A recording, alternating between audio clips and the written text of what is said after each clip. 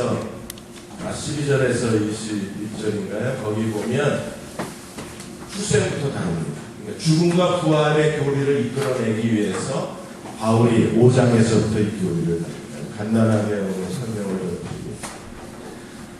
자, 사람이 왜 죄인이 되는가? 아담의 죄가 유전돼서 죄인이 됩니다. 요즘에는 좀 이게 유전서는 좀 위험합니다. 왜냐하면 지금 개론 프로젝트에 의해서 모든 인간의 유전인자의 비밀이 밝혀지고 있기 때문에 정말 위험해요. 여러분이 아무리 그 똥배를 빼려고 해도 안 빠집니다. 왜요? 똥배는 유전자입니다. 유전자를 제거하기 전에는 절대 안 빠집니다. 그냥 편하게 사세요. 네, 유전자예요, 유전자. 이건 어떻게 인간의 통제 바깥에 있는 겁니다. 그걸 그렇게 애를 쓰니까 몸만 혹사당하고 사는 게 재미가 없는 겁니다. 네, 유전자야 이러고 웃고 사세요. 안 빠집니다. 다 그게 지금 바뀌죠. 아침형, 올빼미형, 종달새형도 전부 유전자입니다. 저는 올빼미형입니다. 저는 그래서 새벽 기도도 못합니다. 아예 어디를 가든지 새벽 기도 못한다고 제가 먼저 얘기하고 합니다. 죽어도 안 됩니다. 새벽 기도하고 하루 종일 병든 자처럼 빌빌거리는데 뭐 신방도 못하고 아무 작업도 못하겠어요.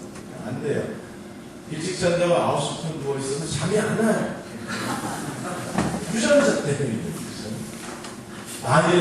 만일에 뭐 영국하고 네덜란드, 이탈리아, 미국, 한국 과학자들이 만일에 죄의 유전인자를 발견해서 제거하고 그래서 배아복제를 통해서 새로운 인간이 태어나는 것, 그야말로 죄 없는 신인류가 태어납니다. 실제로 영국에서 유방암에 대한 유전인자가 있는 사람들을 유방암 인자를 제거하고 어머니 백성이 착상해서 그래서 유방암에 걸리지 않는 사람을 몇 년 전에 출생한 적이 있잖아요. 그분은 유방암 안 걸립니다. 왜? 인자를 제거했어요, 유방암. 만일에 죄의 인자가 발견돼서 인류에 놀라운 빅뉴스가 나와서 죄의 유전인자를 제거하고 그래서 새로운 인간의 배복자가 시작이 되고 완전히 새로운 신인류, 도덕적으로 완전한 인류가 나옵니다. 예수님이 괜히 죽으신 거예요. 그냥 아예 하나님이 죄의 유전인자 제거하고 인류를 새로 시작하셔서 교리를 괜히 예수님 십자가에 죽으신 거예요. 유전자처럼 위험한 게 없어요. 근데 왜 아담이 죄를 졌는데 내가 왜 죄인이야 걔 때문에 이렇게 되는 거예요. 이게 무슨 이런 하나님의 독재가 어디 있냐. 하나님이 전두환보다 더 지독하다. 우리를 다 삼천교육대로 보냈다. 이렇게 됩니다.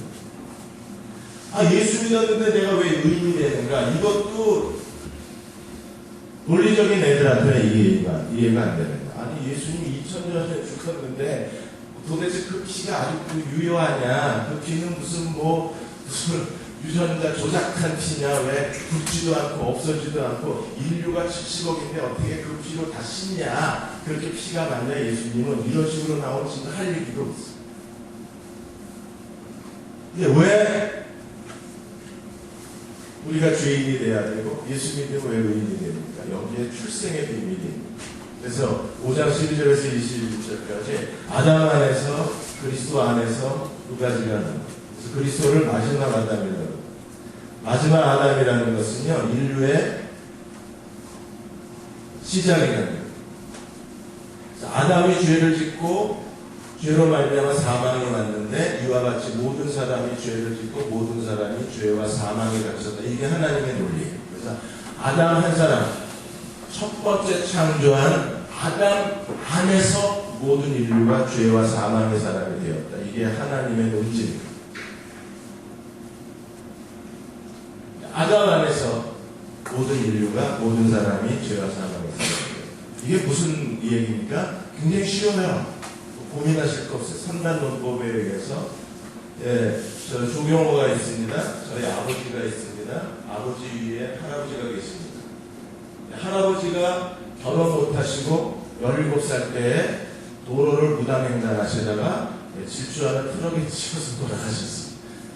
이제 천국 가서 할아버지 만나면 되게 욕먹을 거예요. 맨날 할아버지를 죽여요, 제가. 그러고 왔어요. 할아버지가 결혼 못하고 죽었어요. 할아버지가 17살 때 죽었을 때, 할아버지가 죽었을 때 아버지도 그 자리에서 같이 죽은 겁니다. 왜요? 아버지는 결혼한 다음에 태어나니까. 저도 할아버지가 17살 때 트럭에 치여서 죽었을 때 저도 그 자리에 같이 죽었어요. 왜? 아버지가 죽었으면 나도 없는 거 아니에요. 상단 논법에 의해. 저만 없어요. 제 자식도 없고 그 위에 20대 손까지 한꺼번에 할아버지가 죽었을 때 다 죽은 겁니다. 그러면 결론이 뭐가 돼요? 할아버지가 죽었을 때 나도 죽었다. 이렇게 되는 거예요. 모든 후손들이 다 똑같이 고백을 하는 겁니다. 할아버지가 죽었을 때 나도 죽었다. 거꾸로 올라가면 계속 아버지 올라가면 맨 꼭대기 아버지는 누구세요? 다 아담으로. 그러면 아담이 선악과를 먹고 죄와 사망의 사람이 되었을 때 나도 거기 있었어. 아담과 함께 선악과를 먹은 사람이다. 아담과 함께 사망의 저주를 받은 거예요. 아담과 함께 에덴에서 추방당했어요. 다만 출생 순서표가 저희는 1950년대, 어떤 아이들은 1980년대 이렇게 해서 낳기는 1950년대에 태어났지만 실존은 아담 안에 있었던 사람. 여러분 저 함부로 보지 마십시오. 저는 아담과 같이 있었던 사람입니다. 논리적으로 이해가 되시죠? 네. 그래서 죄가 유전되어 오는 게 아니라 요즘에 와서 그 죄론에서 말하는 건 뭐예요? 유전설이 아니라 대표설입니다. 우두머리설. 아담 안에서 공동 행위를 합니다. 같이 싸먹는 겁니다. 그리고 태어나기를 낳고 그래서 성경이 족보가 많아요. 왜? 족보처럼 중요한 게 없어요. 왜? 낳고 이게 증명이 안 되면 왜 사람이 죄인, 모든 사람이 죄를 범하였으면 하나님의 영광에 이르지 못하였다. 이것을 하나님이 증명하실 수가 없어요. 족보만이, 출생만이 이걸 증명해요. 그러니까 사탄이 뭘 지어버렸습니까? 야, 네 조상 아담이 아니라 원숭이라는 겁니다. 원숭이가 인류의 조상이 되는 순간에 하나님은요, 더 이상 인간을 향해서 너 죄인이야 라고 말을 못해요. 왜? 죄가 여기서 시작이 되겠으니까 사탄이요, 이걸 뭉개버려요. 진화론을 하죠. 왜? 요즘에는 원숭이들이 나태해졌나? 왜 진화를 안 해? 이게 진화론이요, 아예 성경의 뿌리를 잘라버려요. 아담 자리에다 원숭이 앉혀놓는 순간에 하나님의 죄인의 논쟁이 끝나거든요. 그리스도가 필요가 없어지는. 아담이 하나님의 처음 창조하신 첫 번째 사람이었을 때 모든 사람은 첫째 사람 안에 있는 거예요. 첫 사람이 대표설, 우두머리설. 로이드 존스가 뭐라고 그랬습니까? 이 세상의 인류는 단 두 사람밖에 없다. 한 사람은 아담이고 한 사람은 그리스도다. 나머지는 다 그 안에 들어있는 거예요. 그래서 지구는 아직 살만합니다. 왜요? 두 사람밖에 안 살아요. 나머지는 다 그 안에 들어있는 거예요. 이렇게 해서 우리가 정말 값없이 죄인이 됐습니다. 대표 잘못 만난 거죠. 아담 잘못. 태어나니까 끝났어요, 운명은. 우리는 죄와 사망의 사람입니다. 그래서 하나님이 어떻게 하셨어요? 마지막 아담, 두 번째 그리스도를 이 세상에 보내시고, 그래서 그리스도의 성육신이 중요해요. 1세기 말에 영지주의자들이 그리스도가 육신으로 오신 것을 거부한 이유는요, 그리스도가 육신으로 오신 걸 거부하면 하나님의 구원이 다 망가져요. 인류의 대표가 될 수 없는. 예수님이 이 땅에 여자의 후손으로 오셔서 인류의 두 번째 대표, 마지막 아담이 되십니다. 그리고 십자가에 죽으시고 부활하심으로 말미암아 공동행위를 하시는 거예요. 예수님이 십자가에 죽었을 때 우리도 십자가에 죽고 부활했을 때 우리도 부활한 사람이 되어서 이와 같이 모든 사람이 의와 영생의 사람이 됩니다. 만일에 하나님 이 방법으로 안 하셨으면 어떤 일이 벌어지는가? 정말 교회가 복잡해집니다. 왜냐하면 오늘 제가 이렇게 복음을 전하고 여러분 중에 세 사람이나 구원받겠다고 손을 들면 유목사님이 그 세 분을 데리고 제일 먼저 해야 될 일이 처형실로 됩니다. 죄값은 사망이기 때문에 일단 죽어야 죄에서 해방이 됩니다. 그래서 처형실로 데려가서 거기에 보면 온갖 살인 도구가 쫙 있습니다. 단두대로부터 시작해서 36만 볼트의 전기에서 조선의 망나니로부터 시작해서 심지어 적시물까지 있어요. 적시물에 코 박고 진짜 죽나? 실험적으로 죽는다. 이런 거 있으면 각각 자기 취향대로 다 죽여야 돼요. 죽이고 나면 그 사람을 다시 알코올로 닦고 세마포를 입혀서 저장고로 옮겨야 돼요.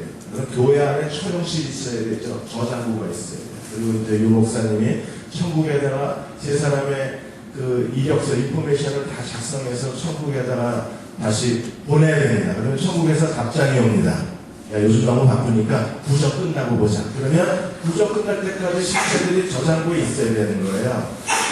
그러다 2월 17일날 오전 10시에 내가 다시 살리겠다 그러면 2월 16일날 유 목사님 혼자 와서 그 시체들을 다 다시 닦고 세먹고 싹 갈아입히고 얼굴 화장 다 하고 그다음에 샴푸 다 해주고 여기다 쭉 늘어놔야 돼요. 그리고 오전 10시 되기 전에 여러분들 다 지도자들이 다 와서 찬송을 부르면서 성령이 다시 살려주기를 기다려야 됩니다. 나는 지금도 하나님께 외치는 게 이렇게 하시라는 거예요. 하나님 이게 진짜입니다. 이렇게 하시라는 거예요. 왜요? 진짜 죽고 사는 거잖아요. 이게 얼마나 확실해요, 구원이. 이렇게 한 번만 죽다 살아나면 평생 산자로 살 거 아니에요, 산. 하나님이 제 건의를 안 받아들이시더라고요. 야, 예수가 죽기 전에 했어야지. 죽었는데 그만하자. 이러고 제 의견을 안 받아들이세요. 하나님 지금이라도 이거 받아들이셔야 돼요. 근데 어떻게 했습니까? 예수님이 대표로 오셔서 십자가에 죽으시고 3일 만에 부활을 하신 거예요. 대표로. 그리고 예수님 안에서 우리가 공동행위자를 만드시는데 어떻게 만드실 수 있어요? 중생을 통해서. 우리가 거듭나면 첫 번째 태어나면 아담 안에서 사람의 아들로 태어나요. 아담의 행위의 공동행위잖아요. 이제 예수를 믿고 하나님의 아들로 태어나면 이제는 두 번째 인류의 대표이신 그리스도와 연합이 돼서 그리스도의 죽음과 부활에 우리가 공동행위잖아요. 여러분 다 예수 그리스도를 믿고 거듭나셨을 때 어떤 놀라운 일이 벌어졌느냐 하면 2000년 전에 그리스도의 죽음과 부활이 여러분의 죽음과 부활이 됩니다. 나는 태어날 때 어떤 사람으로 태어나요? 고린도후서 5장 17절에 모든지 그리스도 안에 있으면 새로운 피조물이라 이전 것은 지나갔으니 보라 생활. 어떤 생활? 어떤 유언으로 다시 태어납니까? 죄에 대하여 죽은 자, 하나님께 대하여 산 자로 태어나요. 그게 우리의 실존이에요. 태어나기를 죄에 대하여 죽은 자, 하나님께 대하여 산 자로 태어나요. 이걸 깨닫는 겁니다. 그리고 매일의 삶 속에서 우리는 어떤 사람이 돼요? 죄에 대하여 죽은 자가 되어가고 하나님께 대하여 산 자가 되어져 가는 것, 이게 성장이에요. 이게 그리스도의 제자가 됩니다. 그럼 제가 남자로 태어났으니까 여자로 태어났어요. 하나님 이것도 불공평해요. 한 1년 살아보고 네가 빨간 낯을 누르면 여자가 되는 거고 파란 낯을 누르면 남자가 되는 거야. 한 1년쯤 중성으로 살다가 생일날 하나님께서 빨간 낯을 누르면 여자가 되기가 얼마나 재밌었어요. 저는 남자로 태어났는데 이게 언제 남자가 됩니까? 사춘기를 지나서 한 여자를 사랑하면서 자기가 남자라는 걸 느끼기 시작하고 언제 남자가 돼요? 나이 40의 남자는 자기 얼굴을 책임지셔야 되겠는데 계속 남자로 태어나서 남자로 살아가면서 남자다워지는 거예요. 우리가 죄에 대하여 죽은 자로 태어나서 하나님께 대하여 산 자가 태어나서 날마다 죄에 대하여 죽고 하나님께 대하여 산 자로 이중적 성장이 있는 거예요. 죽음이 자라나고 부활이 자라나요. 그게 로마서 6장이에요. 6장 5절에 보시면 우리가 그리스도의 죽음을 본받아 우리가 죽은 자가 된 것은 새 생명 가운데 사는 자가 되기 위함이죠. 이중적 자아가 있어야 돼요. 죽음의 자아가 자라나고 부활의 자아가 자라나고. 그래서 저도 장로교였다가 신내교 목사가 되고 참 침례가 모범적이라고 하는 것을 깨닫게 된 게, 그럼 침례는요, 베드로전서 3장에 보시면 노아 홍수가 하나의 침례의 대표죠. 노아는 노아 시대 하나님이 물로서 심판을 하셨는데 세상을 둘로 나눴잖아요. 물 위, 물 아래, 위, 아래, 위, 아래 이렇게 나눕니다. 좋아하셨군요, 그 노래. 자, 물 위는요, 구원입니다. 하나님의 의입니다. 그리고 생명입니다. 물 아래는요, 하나님 물로 다 심판하셨습니다. 여기는 심판, 그 다음에 죄, 사망입니다. 우리는 침례를 줄 때 어떻게 돼요? 물속에 들어갔다가 물 위로 끌어내요. 이것처럼 멋지고 이게 완전 복음입니다. 그래서 침례는 눈에 보이는 복음이라는 거죠. 침례는 눈으로 보는 복음의 그림. 우리가 물속에 들어갈 때 나는 그리스도와 함께 죄에 대하여 죽은 자, 이 고백을 하는 거예요. 그래, 물 위로 올라올 때 나는 그리스도와 함께 하나님께 대하여 산 자, 이 고백을 하는 거예요. 이거 안 하고 받으셨으면 다시 받으셔야 돼요. 새 침례 교도가 되셔야 돼요. 다 이거 하고 받으셨나요? 안 하고 받으셨으면 정말 다시 물속에 들어갔을 때 하나님, 내가 그리스도와 함께 죄에 대하여 죽은 자입니다 고백하고 물 위로 올라오면서 내가 하나님께 대하여 산 자가 되었습니다. 이 고백을 할 때 얼마나 영광스러운지 모릅니다. 일일이 다 하나님이 개별적으로 하셨으니 우리도 한번 죽어보고 다시 살아보는 그런 멋진 체험이 있을 텐데 이 체험 삶의 현장이 없어져 버리고 대표설로 가는 거예요. 우리는 아담 안에서 값없이 죄인이 되고 그리스도 안에서 값없이 의인이 되고 둘 다 공짜입니다. 그러면 죄에 대하여 죽은 자가 되고 하나님께 대해 산 자가 된다는 건 무엇을 뜻하는가? 그게 6장에 나와 있는 것처럼 6장으로 넘어가시면 6장 13절에 12절부터 보죠. 6장 12절부터 또한 그러므로 너희는 죄가 너희 죽을 몸을 지배하지 못하게 하여 몸의 사욕을 순종하지 말고 너희 지체를 불의의 무기로 죄에게 내주지 말고 오직 너희 자신을 죽은 자 가운데서 무한 것 같이 다시 살아난 자같이 어떻게 하라? 하나님께 드리라. 너희 지체를 의의 무기로 하나님께 드리라. 죄가 너희를 주장하지 못하리니 이는 너희가 법 아래 있지 아니하고 주님 아래 있어. 내가 누구인가를 깨달은 사람들은 그 다음에 나를 어디에 드려야 되는가를 알아요. 여기서 청지기 사상입니다. 그래서 로마서 6장에서 바울은 이 죽음과 부활에 대해서 인격을 가져가는 거예요. 지정의를 가져.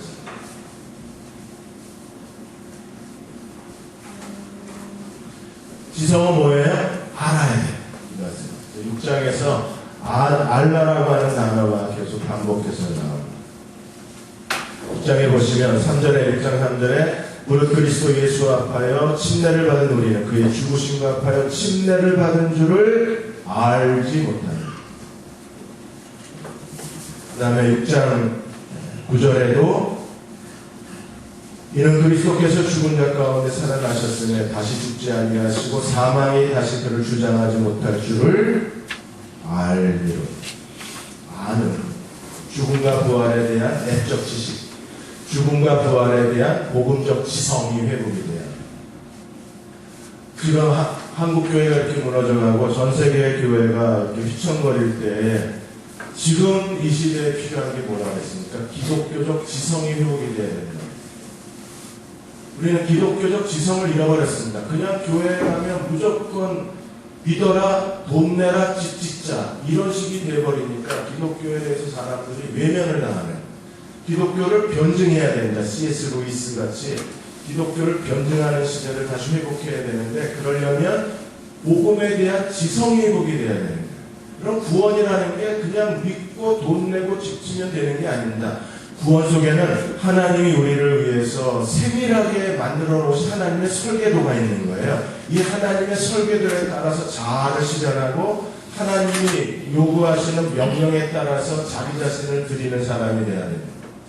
그러려면 제일 먼저 알아야 되는 게 죽음과 부활의 교리에 대해서 깨달음이 있습니다. 그 깨달음으로 우리가 침례를 받는다. 침례를 받는 사람은 자기는 더 이상 죄 가운데 살 수 없다는 걸 알아요. 왜? 죄에 대하여 죽은 자이기 때문에. 죄는 언제 사람을 지배합니까? 살아있는 사람. 사람이 죽으면 더 이상 사람을 통치 못합니다. 죄의 지배력은 살아있어요. 죽으면 지배 못하는 거예요. 산 사람이 죄의 영향력에 빠졌어요. 그래서 다윗도 살아있는 사람이기 때문에 바세바 사건을 일으키는 거예요. 하나님에게 쓰임받았던 사람들이 마지막 종말에 가서 그렇게 비극적인 추한 모습을 드러내는 이유가 있어요. 죄는 살아있는 사람들을 마치 바이러스처럼 침투해서 사람을 못쓰게 만들어 놓는 게 죄의 영향이에요. 그러니까 죄의 지배를 받지 않고 죄 짓지 않고 죄 가운데 살지 않으려면 가장 빠른 죄로부터 해방되는 길이 죽는 거예요. 그런데 놀랍게도 하나님은 그리스도 안에서 우리를 이미 죽여놓으셨어요.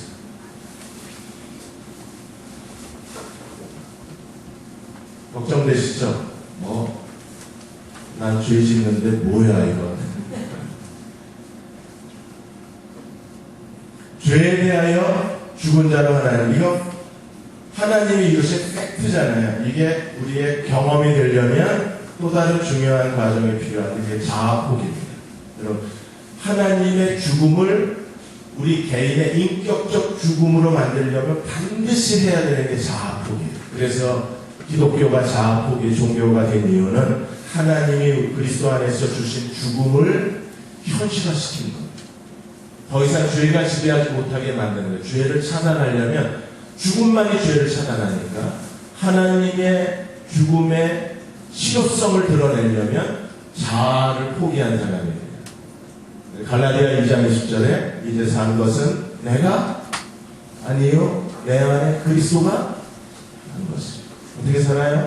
하나님의 아들을 믿는 믿음으로. 그래서 자아 포기를 왜 해야 되느냐? 죽었는데 우리도 또 다른 종기족이 되는 겁니다. 살아서 국기로 돌아다닙니다. 그래서 죽은 자를 죽은 자답게 만드는 게 자아 포기. 지도자는 자아가 포기된 사람이어야 돼요.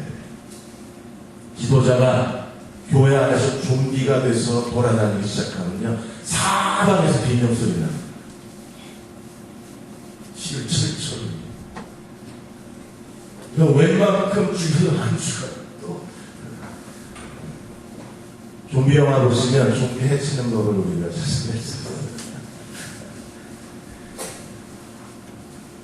이렇게 자아포기가 되고 성령의 사람이 되면 우리는 하나님께 대해서 산자가 될 수 있습니다. 감정 6장 10절에서 11절까지가 우리의 감정, 자아의식에 대한 것.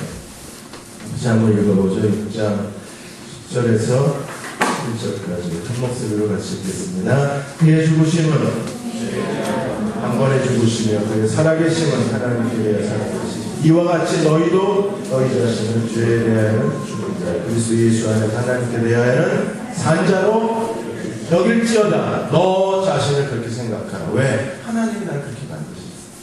나는 죽은 자 산자 이중자아를 그리고 우리의 매일의 삶 속에서 아까 읽었던 12절, 13절, 14절까지 내용처럼 우리의 지체를 죄에게 드리지 말고 우리의 지체를 어떻게 드려요? 하나님께. 지체를 하나님께 드린다. 이게 바로 청지기 영상.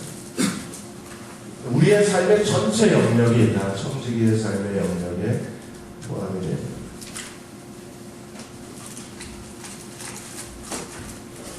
카리스토 교수님이 지금까지 인류가 호모 사피엔스, 호모 루텐스, 호모 디스쿠스를 지나서 지금 호모 모빌리언스 시대가 됩니다.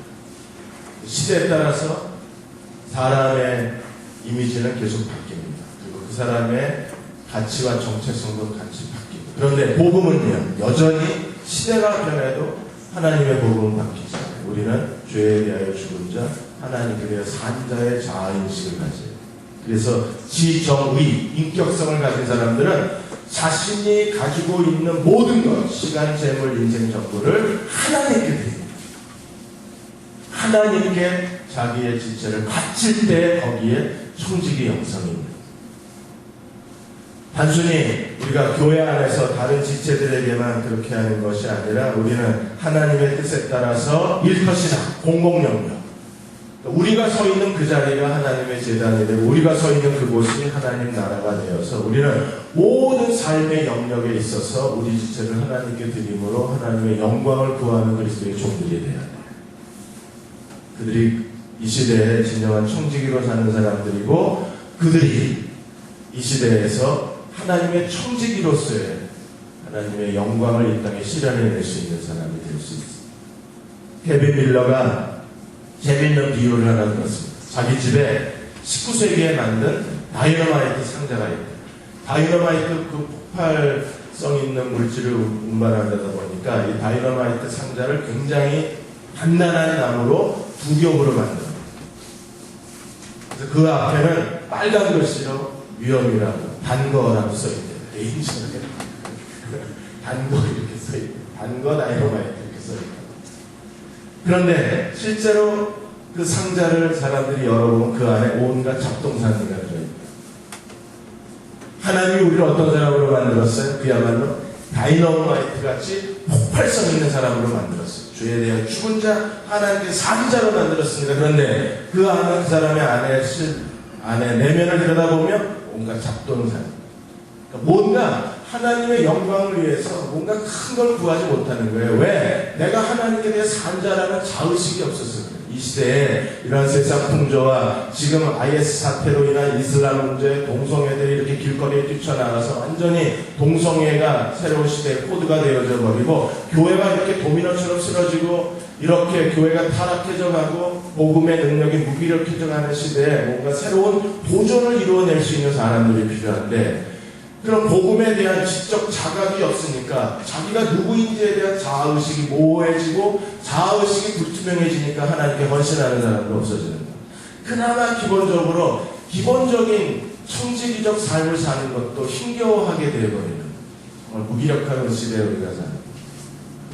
그러나 오늘 오신 여러분들이 우리가 죄에 대하여 죽은 자 하나님께 산 자라고 하는 거대한 그런 내 자신의 자각이 하나님 앞에 있다면 우리는 하나님이 원하시는 진정한 청지기, 헌신, 공공신앙, 내가 서 있는 그곳이 하나님 나라라고 하는 새로운 삶의 도전을 이루어낼 수 있습니다.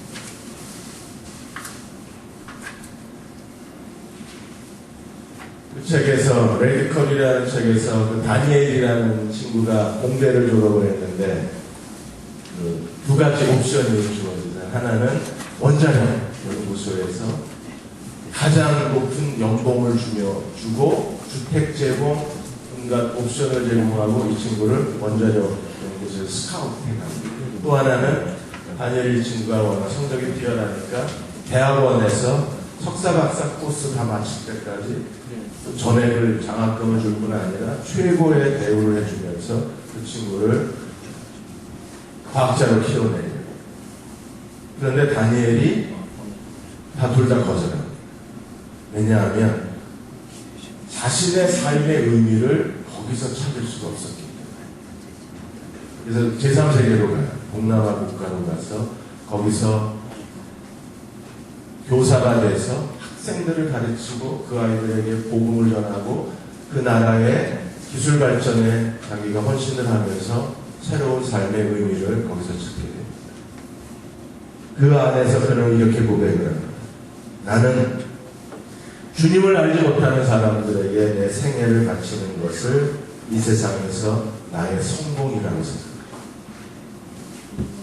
우리의 성공은요.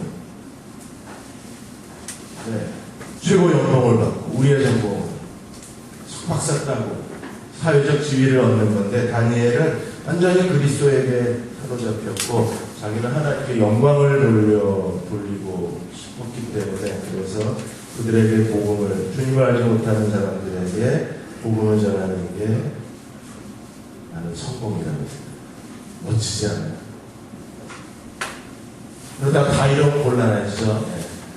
박사 될 사람 박사 되고 원자력 연구소 갈 사람 가야 되고, 그런데 가끔은 이렇게 자기의 인생을 어디에 두어야 될지를 스스로 알고, 누가 시키지도 않았는데, 누가 등 떠밀지도 않았는데 자기가 자발적으로 그 길을 걸어가는 젊은이들이 있어요. 그 자기 인생에 대한 청지기 영성이 어디서 와요? 복음을 깨달은 그리스도의 영성에서 그의 인생이 만들어지는 거죠. 죽은 자, 산 자가 분명한 사람이네요. 오늘 여러분들이 청지기 훈련을 받으신 교회 지도자들이 이 시대, 이 새누리교회 안에서 이 시대에 지금까지 서구적 모델이 아니라 성육신적 교회 모델을 만드셔서 하나님께서 산자 그리스도의 지체라는 지체의식, 이걸 어떻게 우리가 교회 안에 적용할 수 있는가 방법을 찾아내고, 우리가 새로운 하나님께 대한 산자로서의 교회 공동체의 분위기를 이루어갈 수가 있다면, 하나님은 새누리를 통해서 대전, 이 무기력해져가는 대전 지역 안에서, 한국교회 안에서 새로운 도전을 이루어낼 수 있어요. 복음 문화가 좀 만들어져요. 교회 안에 복음 문화가 더 상실해져요. 이런 복음에 근거한 복음의 문화, 복음의 지성이 살아있는 복음 문화, 새로운 의식, 새로운 가치관, 새로운 도전, 지성인들이 하나님 앞에 설 수만 있다면, 그들이 하나님께 자기를 바칠 수만 있다면 하는 새로운 일을 하시고, 그러한 일꾼 여러분들이 되시기를 주의 이름으로 축원합니다. 질문 있으면 한 두 분만 받고 마치겠습니다. 정확하게 보이십니다.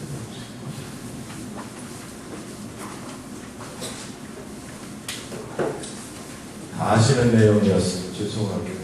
네.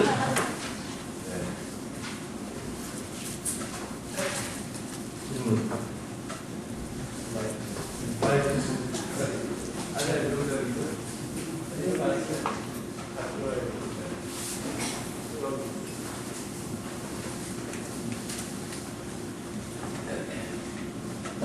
저는 그 정훈석이라고 합니다. 네. 사실 올 때는 뭐 별로 기대를 안 하고 왔는데 아주 뭐 굉장히 그 감동을 많이 받았고요. 로마서 진짜 공부하고 싶다는 말을 나왔고요. 그리고 제가 그 생각을 해봤더니 대부분 이제 뭐 논리를 전개하시기 위해서 아마 양적 승패 이런 말씀들을 많이 하신 것 같은데 저희 교회는 좀 안 그럴 것 같아요. 그래서 양적으로도 유지가 되고, 최근에 우리가 대전 지역에도 개척됐고요. 또 헌신하시는 분들도 많고 그런데, 근데 한국교회 전체적으로 보면 양적 실패를 너무 걱정하는 것보다는 질적 성장을 통해서, 좀 목사님께서 말씀하신 질적 성장을 통해서 우리가 이제 교회 속에서 이제 정말 상상을 초월하는 이 위대한 가치들을 우리가 이제 공유하면서 말씀하신 것처럼 여기서부터 이제 빛이 나가가지고 자연스럽게 이제 제대로 된 양적 성장의 시대로 좀 전환되어야 되지 않나 말씀입니다. 그래서 앞으로 목사님께서 자주 우리 교회 오셔가지고 그래서 뭐 감사의 말씀을 이렇게 말씀드렸습니다. 아주 동네 목사님. 기회가 있으면 지금 말씀하신 게 굉장히 중요해요. 지금 양적 시대가 한번 갔어요. 지금 말씀하신 것처럼 복음의 지성이 회복이 돼서 사도행전적 성장이 가야 돼요. 근데 만약에 이걸 우리가 전환을 못 시키면 그냥 망하는 거고, 전환할 능력만 있으면 새로운 시대가 옵니다. 새로운 시대를 만들어 주십시오. 새누리. 이름이 새누리. 이름답게. 네, 누가 한 분만 더 하시고요. 저는 유재주입니다. 지금 오늘 말씀해 주시지 않은 이 내용 중에 하나님이 얘기하신 교회의 5가지 목표라는 게 있고 서울시 모두 교회 실천자 이렇게 돼 있는데 그 중에서 한 가지가 지금 이제 그 목표 중에 4번째가 부모가 자녀를 말씀으로 양육하고 다음 세대를 함께 책임진다는 내용이고 교회 실천자에서 가족 공동체가 부모가 자녀를 말씀으로 양육하는 교회라는 게 있고요. 저희도 사실 우리 교회 학교가 어떻게 하면 부모님과 함께 자녀들을 좀 말씀을 양육할 건가 하는 것들에 대한 고민이 있는데요. 그 부분에 대한 조언을 한번 좀 해주시죠. 저희도 지금 2년 지금 하고 있는데 일단 교사들이 이걸 이해를 못해요. 교사들이 반대를 해요. 이게 시작하다가 지금 홀링돼 있고 부모들은 그걸 내가 왜 해야 돼? 이렇게 얘기를 했어요. 근데 성경적 원리는 부모가 가르쳐요. 부모가 가르치고 교회가 협력을 하는 거예요. 이거 빨리 안 하면 다음 세대 다 무너져요. 그러니까 다음 세대를 책임지는 교회가 되고 다음 세대를 준비하는 교회가 되려면 제일 먼저 해야 될 일이 가정과 부모가 어떻게 이런 공동사역을 해야 되는데 최근에 원포인트 김문호 목사님과 오림교회 그분이 원포인트 교육이라는 거예요. 그게 교재를 만들어서 집에서 부모가 가르치고 그걸 가지고 와서 교사가 교회에서 가르치게 해놨어요. 원포인트 교육입니다. 그게 실제로 지금 여기저기서 은중관 박사님도 그 작업을 지금 하고 있고 주일학교도 하나의 교회다. 이렇게 해서 주일학교 어린이 교회를 만들어서 아이들이 예배를 진행하고 아이들이 성경을 가르쳐요. 새로운 시도들이 많이 있거든요. 그러니까 새누리교회의 인적 자원, 여러분이 가지고 있는 인적 자원을 통해서 여러분만의 모델을 만드시는 거죠. 그런 것들을 언제 뭐 필요하시면 교사들이 어떤 분이신지 대충 저희가 이렇게 보면 어떤 사역이 맞겠다는 걸 컨설팅해 드릴 수 있으니까 그런 게 혹시 필요하시면 제가 그런 건 도움을 드릴 수 있어요. 저희는 지금 제가 오자마자 매일 큐티집을 만들었습니다. 전교육. 그래서 부모와 자녀가 매일 일주일에 5일 동안 창세기부터 시작해서 지금 6기가 끝났어요. 2년 동안. 그 매일 큐티집을 통해서 부모와 자녀를 같이 큐티를 하게 해놨습니다. 이거를 어떻게 우리가 효율적으로 살릴 건가가 지금 여기, 왜냐하면 저희는 오래된 교인들이 나옵니다. 그걸 자원화하는 겁니다. 오래된 교인을 자원화해서 이걸 어떻게 다음 세대의 교육으로 끌고 갈 건가. 그래서 저희는 복 있는 사람이라는 그 가족 큐티집을 통해서 부모와 자녀 세대를 통합해서 있고 그걸 가지고 그러니까 이 5일 동안 큐티한 게 주일 예배가 돼요. 분방 공부, 주일 예배 설교가 다 여기서 나오게 해놨어요. 일단 구조적으로는 그렇게 해놨어요. 되고 있는지 안 되고 있는지 자신이 없습니다. 일단 시스템을 이렇게 해놨어요. 이거를 올해 좀 활성화시키고 여기에 제가 사역자님들하고 주일학교 교사를 제가 보면 여기에 맞는 가정과 교회가 어떻게 통합해서 아이를 가르칠 수 있는가를 아이디어를 좀 도와드릴 수 있어요. 여러분의 아이디어를 한번 기도하고 아버지 하나님, 사랑하는 종들에게 기름 부어 주옵소서. 복음에 다시 무릎 꿇는 이 시간이 되게 해주셔서 우리의 구세주와 교회의 머리가 되신 그리스도를 어떻게 높이고 그리스도의 몸의 지체로서 어떻게 서로 섬기고 그리고 세상 속에서 새누리교회가 무엇을 어떻게 해야 할지 하나님 보여주셔서 저희를 통하여 하나님 영광 받아주시고 저희를 통하여 그리스도의 몸이 세워지게 해주시고 저희를 통하여 하나님께 대한 산자의 교회의 고급 문화가 만들어질 수 있도록 주님 저희를 주의 도구로 사용하여 주옵소서. 예수님의 이름으로 간절히 기도드리옵나이다. 아멘.